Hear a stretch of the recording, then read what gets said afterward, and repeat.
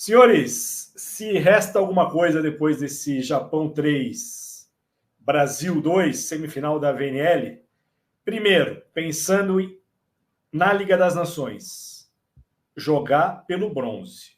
Historicamente, o vôlei brasileiro sofre muito nos dois naipes quando perde uma disputa de semifinal e tem que jogar pelo bronze no dia seguinte. E depois, com a cabeça no lugar, tentar entender o que ainda a gente tem a evoluir para Paris. Quando a gente chega a 13 de 13, parece que está tudo funcionando perfeitamente, né? E gera uma expectativa talvez mais alta do que o normal. Uma derrota agora, se a gente pode pensar assim, talvez seja aquela derrota na hora certa para conseguir olhar para dentro, ver o que precisa acertar e chegar em Paris sem cometer talvez os erros que cometemos hoje. E é tão cruel, né? Porque a Julia Bergman poderia ter saído hoje como a heroína da classificação do Brasil, né? E ela acaba saindo lesionada. E a real é que a gente perdeu a classificação no primeiro set, né? Com 24-21, aquelas bolinhas ali fizeram muita falta, né? Animicamente o jogo poderia ter sido outro. E é isso, agora é refletir, acertar o que tem que ser acertado. Acho que vai ser um jogo dificílimo contra a Polônia amanhã, porque a gente precisa ser coerente, né, Daniel? O Brasil vai chegar fisicamente e emocionalmente em frangalhos, né? Um jogo exigente, pouco tempo de descanso, e uma Polônia que vem confiante, vem querendo medalha. Hoje foi atropelada pela seleção italiana, e o Manabe tinha cartas na manga também. A gente fala tanto da força do elenco, né? E hoje ele soube usar a Seki quando precisou, soube usar a Inoue e principalmente a Wada, né? A gente esperava ver um show da Koga e vimos um show da Wada na partida de hoje. A Wada veio para o jogo no primeiro set e ela não começou como titular, mas terminou o confronto como protagonista. Principal pontuadora empatada com a Gabi com 21 acertos. O Japão tem como característica jogar com a Hayashi ali, passando, né, oposta, fazendo a função na recepção para dar certo conforto para Ishikawa aí para Koga, mas quem roubou a cena foi a Wada. E destaco também a Miyabi. Entrou muito bem no confronto, jovem central, entrou no lugar da Araki, pontuou bem no saque, nos bloqueios, foi fundamental no tie-break, que construiu aquela ampla vantagem, né? O Brasil teve 7-1 adverso no tie-break, conseguimos empatar em 9-9, uma reação absurda do conjunto brasileiro, mas estou contigo, Bruno. Aquele primeiro set vai causar ali uma certa insônia no Brasil, porque foi o set que a gente teve a maior adversidade, o Japão teve tranquilidade, mas o Brasil chegou ao 18º em vantagem, tivemos 3 set points, não aproveitamos, o Japão fez 5 pontos consecutivos e fechou o primeiro set. Acho que a gente tem que enaltecer as japonesas, cara, porque o que elas fazem no vôlei hoje é uma coisa quase única. Nenhum outro time asiático consegue fazer o que o Japão faz. É uma coisa completamente fora do normal. Então, assim, quase todas as bolas têm 1 ou 2 toques, se elas não se transformam no rally, né? O Bruno lembrou disso algumas vezes. Impressionante, que você acha que é ponto, não, ainda ela está em jogo. Vai ser difícil de voltar, mas elas conseguem tocar, e você vai irritando o adversário, né? Atacar uma, atacar duas, atacar três, atacar uma, além de desgaste físico, né? Que te obriga a jogar o tempo todo. Eu fiquei até preocupado, viu, senhores? Eu não sei se vocês repararam, se foi paranoia minha. Na parte final do tie-break, eu acho que a Gabi sentiu fisicamente o jogo. Acho que umas 2 ou 3 vezes ela respirou 2 ou 3 segundinhos a mais para conseguir voltar a levantar. Então, assim, é o que faz o time japonês. O time japonês coloca você no limite o tempo todo. Ainda mais nessa dinâmica acelerada, né, que a gente já comentou, né, como o intervalo entre os pontos está curto, né, acho que tem que haver um bom senso também de quem controla esse relógio aí para autorização do saque, e não tem como a Gabi não sentir, né, Daniel? Ela é uma jogadora sempre muito exigida, tanto no ataque quanto no fundo da quadra, e me chama a atenção também a maneira como a Aninha começou o jogo, né, muito mal, lenta, saltando pouco, e depois ela conseguiu ressurgir, né, mas infelizmente hoje não foi o suficiente, uma falha de recepção ali que fez o Japão abrir 13-11 no quinto set. Então, acho que muita coisa aí para a gente refletir e ajustar, e concordo com você, méritos da seleção japonesa, aquele saque cruzado da Miyabi incomodou, o saque da outra central da Yamada também incomodou, seleção japonesa jogou um voleibol de primeiro nível hoje, né? Acho que não condiz a gente olhar para a seleção japonesa e vê-las na 7ª colocação no ranking mundial. Sobre o saque, o Japão pontuou direto no fundamento em 6 oportunidades, já o Brasil em 4, mas com 11 erros. o conjunto asiático desperdiçou apenas 6 serviços. Hoje, se a gente olhar a atuação da Cristina, como o Bruno acabou de dizer, ela ficou devendo sim, iniciou muito mal, acho que um dos piores inícios que eu já vi da Aninha com a camisa da seleção brasileira. Voltou bem no ataque, é verdade, nesse tie-break. Ela, em algum momento da reação brasileira, era quem estava virando as bolas. Mas acho que tudo isso serve como reflexão. A Rosa começou mal, melhorou no jogo, voltou a oscilar. E contra o Japão, essa coisa de você manter uma linearidade na atuação é muito difícil, né? Os altos e baixos eles vão acontecer, né, Gojinha? É difícil você ter uma atuação 100% só se fosse um 3-0 do Brasil com 25-15, 12-14. O que seria inesperado, né? E eu confesso que ao início do tie-break me questionei por diversas vezes por que começamos em P1. E a gente começou... Essa era uma boa pergunta para o Zé, né? Nós fizemos agora perguntas para ele antes das quartas de final e uma delas foi referente à P1, né? Em relação a essa tendência internacional da P1 agora ser feita de maneira reversa, com alguns ajustes na recepção para que a ponteira fique mais próxima do ataque na entrada e a oposta na saída, quando na P1 tradicional a ponteira ataca na saída e a oposta na entrada. Mas é uma pragmática rotação em que se a gente está fazendo a P1 é para encontrar alguma solução de uma rotação que temos dificuldades. E aí começar o tie-break já nessa posição, talvez por uma grande confiança, vamos rodar de primeira na posição mais dificultosa que temos para rodar, mas ali estacionamos, né? Em um 7-1 adverso no tie-break, foi bastante difícil. Beleza, remontamos, encostamos, tivemos igualdade já no 9-9, mas começar em P1 recebendo o saque e não sacando, para mim foi uma falha, foi um erro tático inicial na estratégia. E estou pensando aqui, né, mais uma vez, quando a coisa apertou ali no primeiro set, nos momentos decisivos, o Brasil abusa das bolas de ponta, né?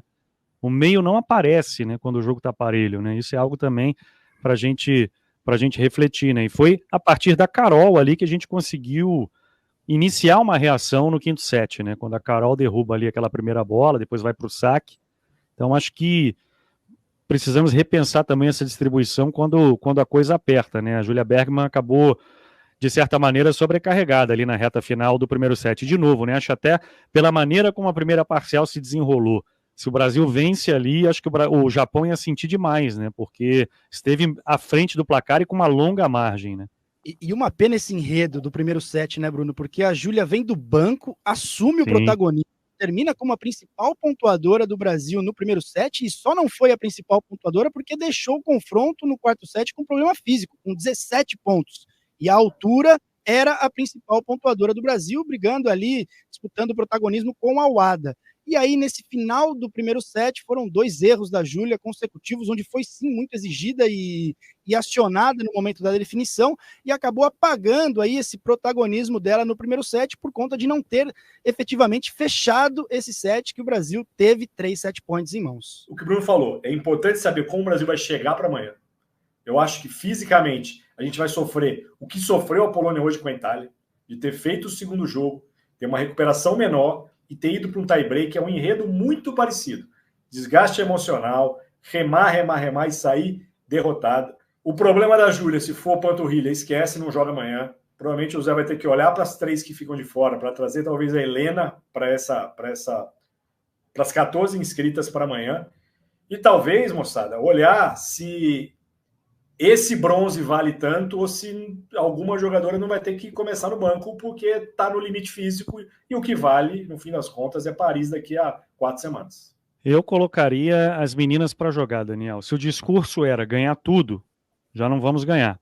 Então que se façam os últimos testes, se é que ainda tem teste para fazer, mas eu acho uma ótima oportunidade para botar a Luzia, botar a Helena e é isso. Acho que não vai mudar nada uma medalha de bronze, mudaria sim uma medalha de ouro, até pelo histórico recente do Brasil em decisões, mas amanhã, cara, é preservar quem já está em Paris. Preservar quem já está em Paris e fazer de novo. Se tiver teste, fazer teste, botar as meninas para jogar. Essa é a minha cabeça para esse jogo de amanhã contra a seleção polonesa. Não fornecer mais informações, porque também é outro jogo que vai se repetir em Paris. Então, na minha cabeça, é jogo para as meninas. E algo que ficou muito evidente é que a Tainara está à frente da Kizzy nessa corrida pela Sim. vaga olímpica. Hoje, em todas as oportunidades na inversão, elas foram realizadas com a Tainara e não com a Kizzy. E, de novo, acho a Itália favorita para chegar ao título amanhã. Não acho que vai ser fácil. porque esse time japonês ele consegue irritar qualquer adversário. E assim, e o Japão, vou ter que fazer uma pesquisa aqui. Qual foi o último título japonês? Década de 70, meu chapa. Para elas, esse jogo vale muito, né? Assim, olhando para o histórico recente do Japão, é um título histórico inédito e que quebra uma sequência gigantesca de uma geração japonesa que era dominante para o cenário nacional para gerações que chegaram ali e ficaram no topo, mas nunca chegaram a disputar grandes conquistas. Né? Até porque a campanha de Tóquio também foi decepcionante, né? Quando eram as donas da casa nos Jogos Olímpicos, né? Então, mas ainda assim, acredito que a Itália leva a vantagem. Né? Esse jogo foi bastante exigente, né? O Japão foi campeão olímpico em 1964 e em 1973. É tricampeão mundial, último título em 74. É campeão da Copa do Mundo em 1977. Então é isso. Desde os anos 70 não protagoniza com uma competição, com um título de grande expressão. Eu passei esses dados ao longo da transmissão, né? Com o Manabe no comando, bronze no Mundial 2010 e bronze nos Jogos Olímpicos de Londres em 2012, né? Faz tempo, inclusive, que o Japão não chega a uma decisão a nível mundial, né? O asiático é uma seleção que sempre briga, né? Mas a nível mundial... Eu ainda acho que tem mais de Macris e mais de Roberto. E vou repetir aqui o que eu disse numa live recente. É a posição que eu ainda não consigo ter a convicção de quem é a titular. Hora eu acho que é uma, hora eu acho que é outra. Acho sim que as duas têm que estar bem para que uma cresça e a outra continue a evolução, mas ainda acho que está faltando, principalmente na precisão. Oscilamos, né? Tanto que não há como cravar uma distribuidora titular. Impossível dizer aqui, a cada jogo a gente começa com uma e não é por uma estratégia olhando para o adversário, é olhando para o nosso plano de jogo mesmo, é olhando para a nossa distribuição. Acho que a Macris veio bem do banco, trouxe outro padrão para o jogo, em que o primeiro set caminhava para uma tragédia para o Brasil, e o Brasil consegue chegar em vantagem com possibilidade de concluir a parcial. E tô contigo, boss, cabe evolução para ambas, certamente. Mas sigo com a opinião de que temos a melhor dupla de levantadoras do cenário internacional. E hoje vai ser muito importante Thaisa e Gabi, principalmente, para segurar a cabeça das meninas mais novas. Porque para elas isso é uma novidade. Né? A gente está chegando do jeito que chegava e perder numa semifinal. Então, sim, tem muito pouco tempo para conseguir virar essa chavinha e certamente Thaís e Gabi hoje vão ter que falar bastante com as meninas para a gente conseguir entender como entrar amanhã.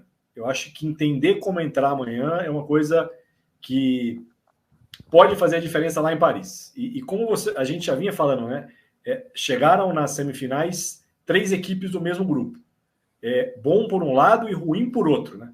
Porque a prioridade não é a VNL. Ganhar a VNL é importante, a gente adoraria ganhar invicto, seria excelente, mas o que Brasil, Japão e Polônia estão se estudando nesse momento e vão se estudar por conta desses 2 jogos de sábado e domingo é uma grandeza, e lá na frente é o que vale. Eu repito, eu viria com time alternativaço amanhã. Acho absolutamente improvável. Também acho que o Zé não vai fazer isso não, mas, na minha opinião, deveria. Porque corre o risco de estourar mais gente, Gurja. Agora a gente vai ter que saber aí que condição tá a Júlia. Vai que perde alguém. A Gabi, como o Daniel muito bem observou, tá cansadíssima, cara. Então, eu não arriscaria por um bronze numa VNL uma preparação olímpica. Plausível, Bruno. Concordo contigo com a análise. É plausível, mas absolutamente improvável.